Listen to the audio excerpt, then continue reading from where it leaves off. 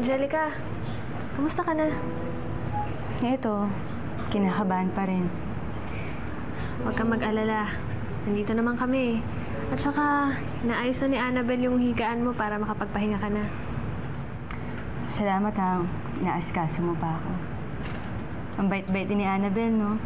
Kahit hindi niya pa ako kilala, pinatira niya ako dito. Mabait talaga yon. Actually, nung bago pa lang nga kami magkaibigan, pinatira niya rin ako dito, tsaka tinuring na parang kapatid eh. Swerte naman ng boyfriend niya, no? Bukod sa maganda na siya, mabait pa siya.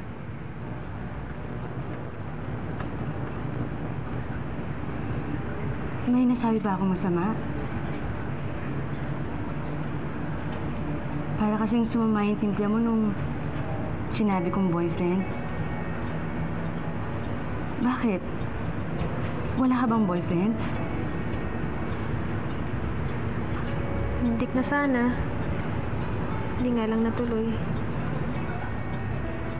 Bakit? Anong nangyari? May gusto kasi akong lalaki. Na-feel ko naman na parang gusto niya rin ako. Pakiramdam ganun. Hinihintay ko na nga lang na magtapat siya eh. Tapos,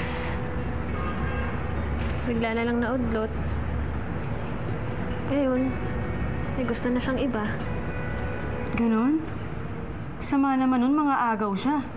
Hindi, wala naman siyang kasalanan eh. Siguro, nagkataon lang na nagkagusto kami sa isang lalaki, pero mabait siya, hindi naman niya sinasadya yun eh.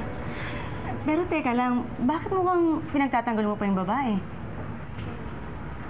Hindi kaya si Annabelle yun? Ayun! Ay! Hindi si Annabelle, hindi si Annabelle. Ano ba yung tanong mo? Naguguluhan na tuloy ako kasi ang daming sinasabi dyan eh.